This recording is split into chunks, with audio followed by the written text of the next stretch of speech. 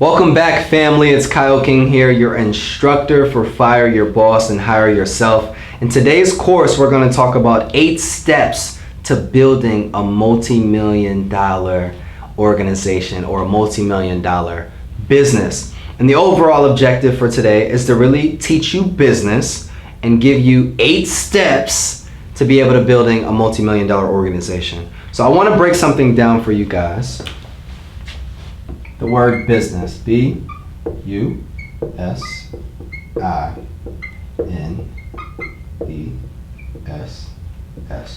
business.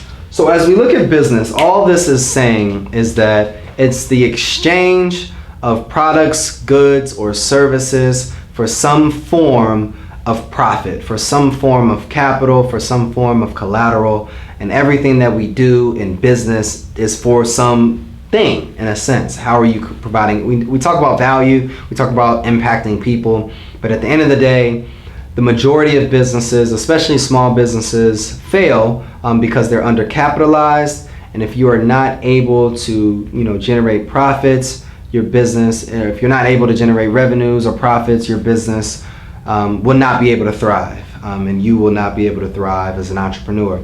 So one thing that I learned from one of my mentors is that there's different steps, there's different keys, but as a business owner and as we really get into this course, I want to teach you 8 steps. So the first step as a business is be the ultimate CEO. So as the ultimate CEO, I've talked about it in previous lessons, but you have to be an expert at hiring experts. You have to be the quarterback, you have to be the point guard, you have to be the Michael Jordan, you have to be the Cam Newton, you have to be the Tom Brady of your organization. It's 4th quarter, it's 1 minute left, it's 30 seconds left, it's 4th down, you got 1 yard to go. How are you going to let your team or lead your team to a win? You have to be the best coordinator, facilitator, organizer, leader, and I'm saying leader, not manager. I'm saying leader, not dictator. I'm saying leader. How are you going to lead your organization and inspire them to change habits, to change character traits, to be able to shift and empower people to be able to build an ultimate team? You have to be the ultimate CEO of your organization. And all that's really saying is that you are going to step up, you are going to deal with the pressures, you're going to handle, the different things in terms of the vision. You have to be the ultimate CEO. And I truly believe that I talk about it a lot in my books, the mission plan, that before we can truly go off and be this, everybody likes to be the CEO, and what that is the chief executive officer. But before we can go off and be this amazing chief executive officer and run this major organization, we have to get to the point where we are the CEOs of ourselves. We are the chief executive officer of ourselves, of our household, of our mind, of our spirits, our souls, and everything that we do within our lives. We have to become a leader within ourselves before we can truly go off and lead other people. The second step is understand your USP. Now, the first time I heard this, I was like, USP, what is that? USP, write this down in your notebooks, is the unique selling proposition. Unique selling proposition. Unique selling proposition. Now, when I say unique, I don't mean fitting in. I don't mean being like everybody else. My question for you as an entrepreneur, my question for you as an aspiring entrepreneur, regardless if you're a student, teacher, educator, business owner, or wanting to be a business owner, or whatever you are on the other side of that screen, my one question is, how are you different? What makes you stand out from everyone else? My mentor always tells me that if you are in a room with entrepreneurs, if you are in the room with educators, if you are in the room with authors, if you are in the room with fathers, all of these different things, what would separate you from all these people? What would? Because if you don't have that answer, I need you to focus less on all of this, less on the scalability, less on the profit, less on all of those different things, and you need to focus more on what is your competitive advantage, what do you do differently, what is the thing that stands out to you that would make me remember you. I took some students to an event a few days ago, and I asked them, if you talk to all these people, people come up to me all the time having conversations, and I told them last night that I don't remember probably 95% of people's names. I'm just not good with names. But I learned that it's not that I'm not good with names, it's that the names that I hear, the people that I talk to, did not say anything that truly impacted me. They didn't say anything that truly is like that wow factor. So my question is, what is your wow factor, and how are you gonna wow your competition? How are you gonna wow your customers? How are you gonna wow people that you're talking to in any situation? See, that's what once you're the CEO of yourself, you understand how to operate in your differences, your uniqueness, what makes you special. So if you get to the point where you are operating within your uniqueness, you're operating within your differences from other people, and you're standing out amongst the crowd, then we get to the next point where you are truly ready to seek advisors. Seek advisors. I would not be in the position as CEO of an organization as a 26-year-old that has created 7 figures of wealth, a 26-year-old that is a 4-time, now is getting ready to be a 5-time author, a 26-year-old that was a dual major in school, a track athlete, and a father. I would not be standing here today on your computer screen, on your tablet, on your iPhone, if I did not seek advisors. But before we can truly seek advisors, there's 3 steps that I want you to take. And I talk about it all the time. Everyone wants to excel in life, but I truly believe there's 3 steps to help you excel immediately. Self-awareness is the first step. Becoming self-aware with what I'm good at, what are my gifts, what are my talents, what are the things that I do really well, what are the things that I don't do really well, and if I don't do really well in them, how can I get people around me that do that well, because I do this well, you do that well, I don't do this well, but you do that well. How can I get people around me that align with who I am, right? So you have to become self-aware of who you are. What are things that you don't like? Because you don't need to be around people that do the things that you don't like, because then that creates conflict, right? So self-awareness is the first step. And then once you become self-aware, it's like, I am good at this. I do want to do this with my life. I can create this. But then it's like well, how do I do it? The second step is the education. You have to become educated in whatever it is that you were born to do. I talked about in the first lesson that aspirations apprehend people. I talk about it in my books all the time, and that is really saying that you could be an amazing engineer, you can be an amazing doctor, you could be an amazing educator, but what if you were called to be something completely different?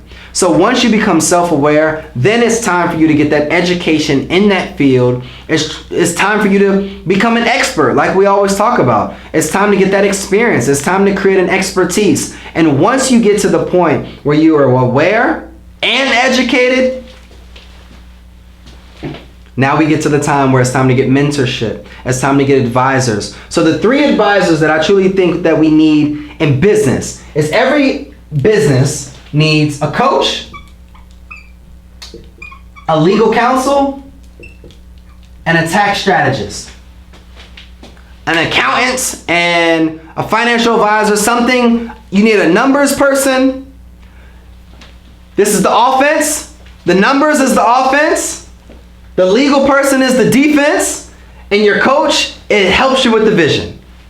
Simple as that. The legal person is playing defense for your organization to really be able to help you get out of anything that could potentially come up, right? So you want to be prepared legally And then also tax person could be the lead, that could be the defense as well, because you want to continue to look forward. This is how are the numbers right? What are our profitabilities? How can we continue to create strategies in taxes? All of these different things. And then your coach is the person that continues to cultivate, continues to shape, continues to push you forward, push your organization forward, keep your mind sharp, keep yourself sharp. And then this person is the elevator. This person is the multiplier. This person is the key. I truly believe that 100%. And I say 100% because I mean all businesses, all entrepreneurs, all people need some type of coach. Need some type of, you can call it a coach, a trainer, a mentor. I can go to the gym right now, and there's a lot of people in gyms right now that are lifting weights, that are running on treadmills, that don't know what the hell they're doing. They spend hours in the gym when they could have spent hours or money or hours dealing with a coach, and they could have given them a plan on execution. It's not about spending 12 months in a gym losing 20 pounds. It's about spending 6 months or 3 months in a gym getting your body healthy, getting your business healthy. So what it is for the coach is to be able to look at your business, look at your leadership, look at your experience, look at your team, look at your staff, look at your processes, look at your personnel, your systems, and be able to align you moving forward into what you need to do. You have to become wise enough to know what you don't know. Remember what I said earlier, we don't know enough to be pessimistic, so you need to be optimistic and understand that your coach is vital to your business's success. Number 4, infrastructure strategy.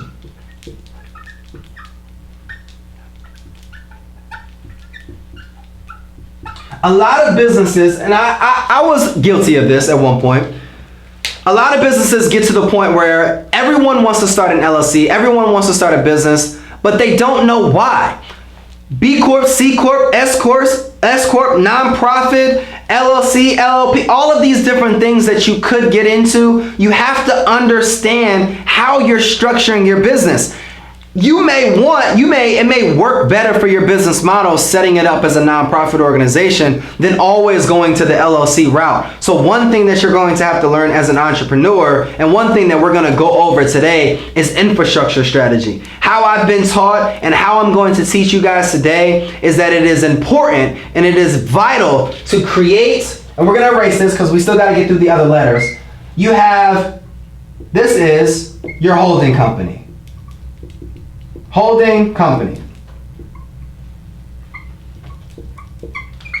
These are what we call subsidiary companies. So it's kind of like how Disney, they own ESPN, they own all of these different companies. I'm not going to go through it. Johnson & Johnson, they own all these different companies. Coca-Cola, they own all these different companies. Google, they own all these different companies. Facebook, they own all these different companies. So all this is saying is that this is the Facebook, this is the Disney, this is the Google. Well, not even Google because they're not even the holding company. This is the Johnson & Johnson. How are you going to create all of these other subsidiary companies that maybe operate in similar spaces but have different functions in business? So how I look at it is that a lot of businesses make mistakes, and this is where your team comes into play. This is where your advisors come into play, because they are commingling liabilities and assets. And what a liability is something that you owe. So maybe that car, maybe that, something that you owe.